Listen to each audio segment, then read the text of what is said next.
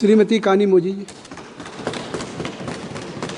Thank you, sir. I rise to speak on the motion of thanks to the President's address on behalf of my party, the DMK. First, I would like to express my grief and empathy to the families of the people who died in the stampede at the Kumbh Mela. These people trusted the union government and the state government and gathered there, hoping that you will protect them. But unfortunately, no one protected them.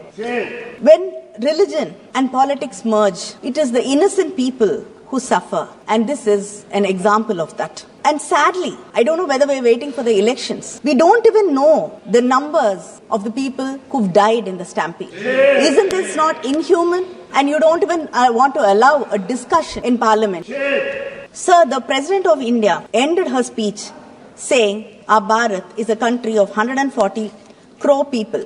And we have diverse states, diverse regions, and diverse languages. I'm happy that the President of India still believes in the diverseness of this great nation. India is a country with almost 8 major religions, more than 100 ethnic groups, 700 tribes, and 121 languages. As a nation, we have always celebrated this diversity, and our unity is deeply rooted in this diversity. But the government today has chosen the politics of forced cultural assimilation and cultural elimination. The President started her speech mentioning the 75th anniversary of adoption of our Constitution. She expressed great pride in the achievements during Amrit Kal.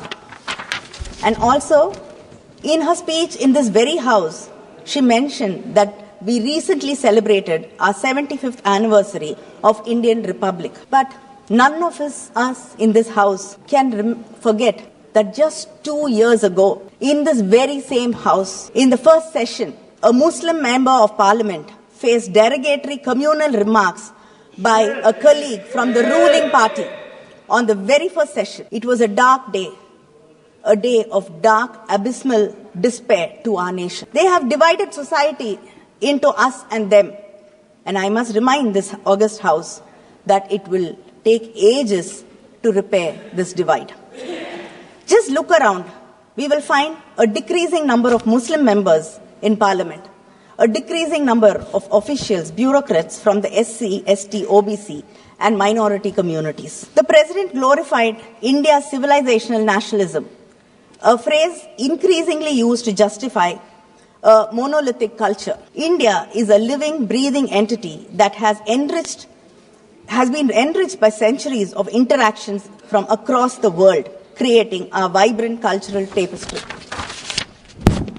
When you talk about Indian history, you started 3,500 years ago with the Vedic age. But today, we know that the Iron Age in India has been traced back to 5,345 years ago. Our Chief Minister, M.K. Stalin, has proudly proclaimed to the world and based on scientific evidence validated by international labs like Beta Analytics in Florida, that Shivakalai, a small, sleepy village in Thoothukudi district, today holds within it the proof of iron smelting and usage. This is the oldest finding in India till today.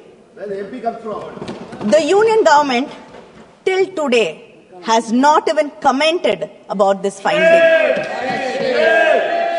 which is very important internationally. When you exclude this truth, you just not only exclude us, but you are excluding yourselves from the great legacy of Dravidian civilization. The proponents of Hindutva ideology have this question: who is an Indian and who is not? V.D. Savarkar came up with an answer many years ago. A loyal Indian is one who is attached to the geography of India, who is born in India, and whose religion has indigenous roots. A Hindu means a person who regards this land from the Indus to the seas as his fatherland and as well as his holy land. But let me remind this house of the words of Sardar Patel, a Congress leader who you seem to have taken over and invoke frequently. In 1947, when it was suggested to him that India should be declared as a Hindu state, Sardar Patel replied, "We must not forget that there are, quote, that there are other minorities whose protection is our primary responsibility. In 1950, he stated, ours is a secular state. I like to underline, he said that ours is a secular state. And we cannot fashion our politics in the way of Pakistan is doing. Here, every Muslim should feel that he is an Indian citizen and has equal rights as an Indian. The government celebrates Sardar Patel. It disregards most of his fundamental principles. If you truly respect him, please protect every citizen, honor every culture, and stop selective imposition of one ideology over the rest. Building a 3,000 crore statue of unity is not paying respect to him. Please understand his words and implement it. That is true tribute to any leader. But this government ensures in every possible way that the minorities of this country do not feel comfortable. They are kept on edge and feel like outsiders. The CAA, Triple Talaq, the Work Board Bill, the Uniform Civil Code, mob lynching and state excesses are the unending examples of how you push the minorities and make them feel threatened. In August 2019, this government revoked the autonomy of Kashmir, the only Muslim majority state in India, and made it a union territory. Around the same time, you passed a new amendment to the anti-terror law. This amendment ensured and gave you the right to classify individuals as terrorists and promoters of terrorism. And under this law, hundreds of Kashmiri politicians, activists were jailed, civil liberties were suspended, and protests banned. A few months later, the CAA, this provided a fast track to citizenship for many minority communities. The law specified that communities which could use this law were Buddhists, Christians, Hindus, Jains, Parsis, and Sikhs.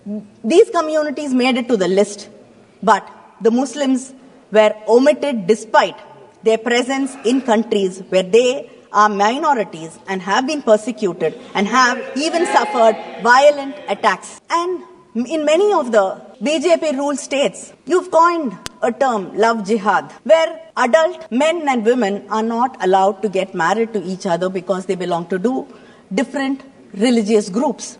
And your reasoning is that Hindus will become a minority in this country. India has 14% Muslim population and almost 80% Hindu population. Creating false narratives like this is your way of politics. But at least let people, individuals who have a right to make a personal choice in their private lives, let them live a life. And we've seen in most of the BJP-ruled states, mobs assault minorities while the police stand idle. I can't even say mobs assault them because in some states the authorities themselves bulldoze Muslim homes and businesses, and lynchings cannot become widespread without atmosphere of impunity which you are ready to give. Attack on civil society groups are surging. Any voice of dissent is called anti-national.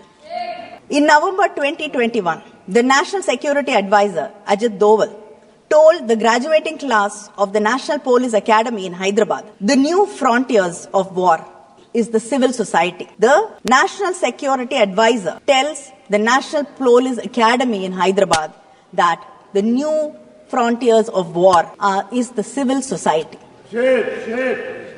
Since 2015, close to 17,000 civil society organizations have been denied registration or renewal. Next, the Christian NGOs are disproportionately losing their FCRA licenses. Out of the 2,257 NGOs who've lost their FCRA licenses, 1,626 are affiliated with Christian social programs. This is a targeted financial stranglehold on organizations that serve the India's most vulnerable population. The Christian community, which constitutes around 11.54% of the total religious population, operates 72% of all religious minority schools in India, and over 5,000 hospitals in rural places. But still, you do not want them to help the marginalized, the underprivileged. Attacks on Christian organizations and churches have escalated over the years, with Uttar Pradesh emerging as the hotspot. This government campaigns under the banner Sabka Saath, but seems to be unable or unwilling to safeguard its minorities and failing its marginalized Indians. The Honorable President, in her address, mentioned about the spirit of Sabka Saath, Sabka Vikas, Sabka Vishwas, Sabka Prayas. I got a copy of the English translation of the President's speech. And when I got the copy, I was very confident that I will be able to read through it without anybody's help or support. But I was mistaken.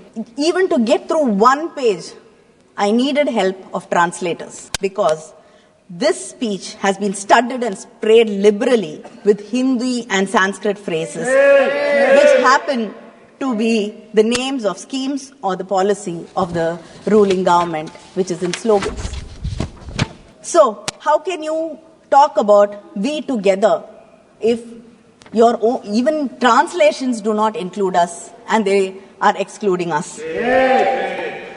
And the President, and I think Honorable Speaker from the BJP also spoke about the Kashi Tamil Sangamam and the Saurashtra Tamil Sangamam. You remember all these only during elections.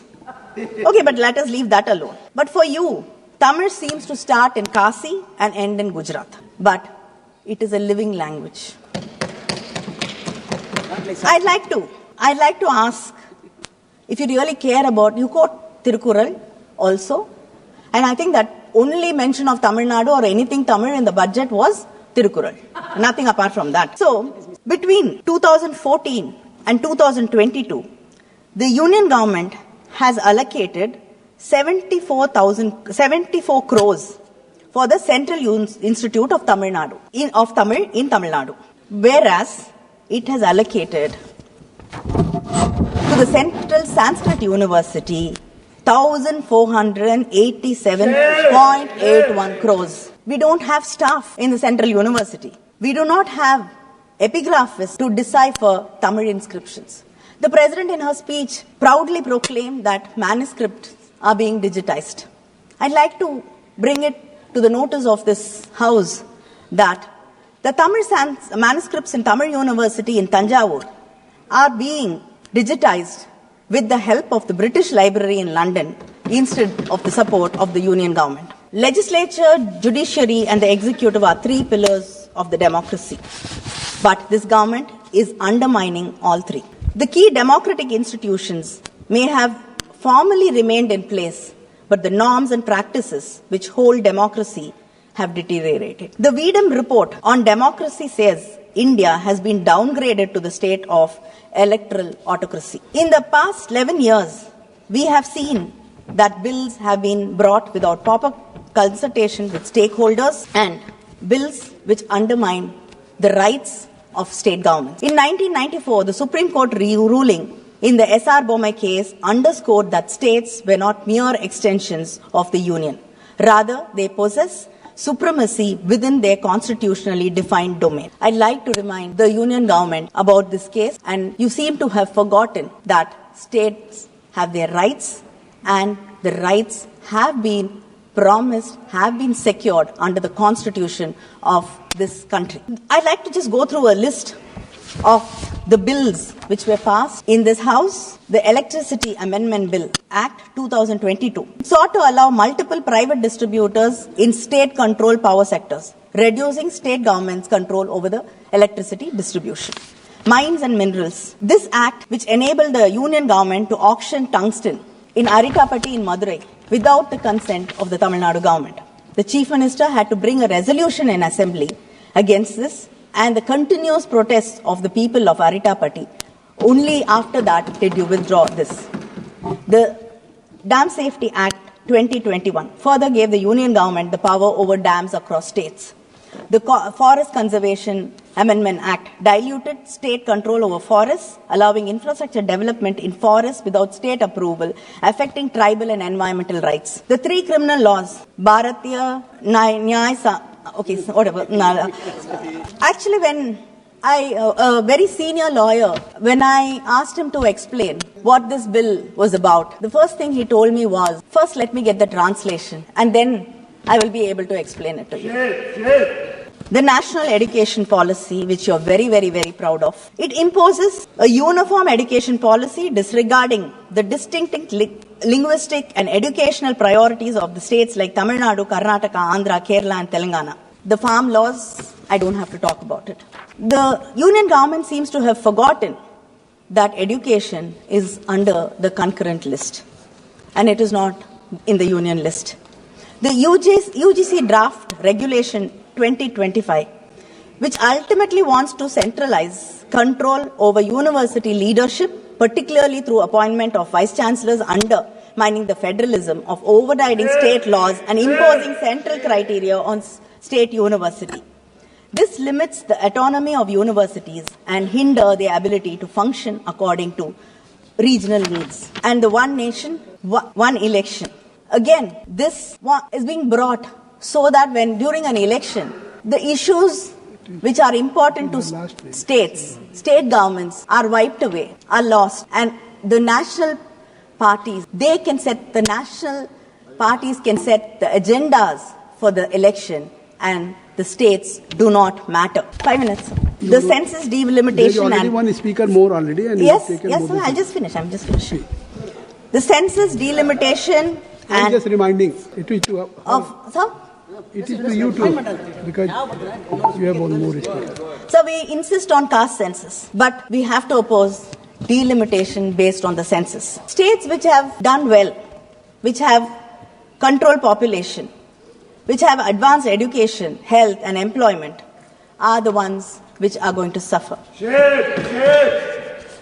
Just because we have reduced the population, just because we've been responsible states, it does not mean we have to suffer.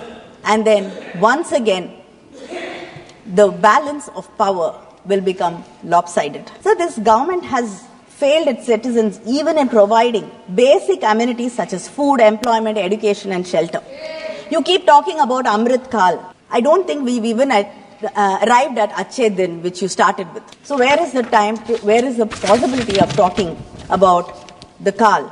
Kal means Kalam, I think. And you're talking about protecting farmers. Do you know that 1,474 farmers have committed suicide between 2014 and 2022 because the insurance companies which collected around 57,620 crores has only given back 3,878 crores to the farmers. You have not protected the farmers. And the Narega workers. This government has taken away work from rural India. And this bill was brought to ensure 100 days of employment for people who had no other means of income. But you've cut down 84.7 lakh workers from the list. And this is from your own registry. And the government, in its budget, has reduced food subsidy by 8,000 crores. Is this Amrit Kal? I think the LOP has spoken about youth and employment. But when you were in your campaign mode, you were talking about 2 crore jobs. But in the speech of the president, it has come to 10 lakh per year. Kindly conclude. You have already 2 minutes. taken more than I'm just wrapping 25 minutes, and your time, party time is only 29. And one speaker has. Concluding. I think so. Time is already she has taken more than 25. Sir, I'd just like, you're talking about education. Sir, in a unstart question, the government has replied that 13,500 students from SC, ST, OBC communities have dropped out of central universities because of discriminations faced by them. It is just not the students, sir. A professor, Gopal Das in Bangalore, had to write to the president of this country for justice. And in the investigation, it's been confirmed that there was workplace discrimination involving the dean and the director. The stories of Rohit Venamula's still continue. His words, "My birth is my fatal accident," still hurts our minds. Kanimozhi ji, kindly. Just finishing, sir. Kindly conclude. You have already taken more than 20 So minutes. Your time is only 20 times. You're holding a strangled hold over the media. I think many people have spoken about how the media is being owned by some corporates who will never go against you. And the journalists are threatened. There have been so many arrests without any rhyme or reason. And there's no protection for journalism and the media houses in this country. And to threaten the opposition, you have been using income tax, CBI, in ED. But now you found another new way, the governor. In non-BJP states, you use your governors to create confusion. Yes, all of us. Sir, I'd just like to... Sir, She's concluding, sir. Sir, when he gets every day, he gets getting a 0 hour. But Kanimozhi ji, Sir, we've all watched, sir. You can't discuss about the conduct of the governor, and whatever you are saying, are you? No, not. Why not, sir? It will not be part of the record. This is a parliament. Mr. Raja, please, I think so you are aware. What he is saying. What he says. We have seen our governor walk in and walk out of our assembly, insulting the government, insulting the state anthem, insulting the national anthem. Sir, you've been... Sir, you have been using the governors as your representatives, as representatives of a... Just wait, Nishikant.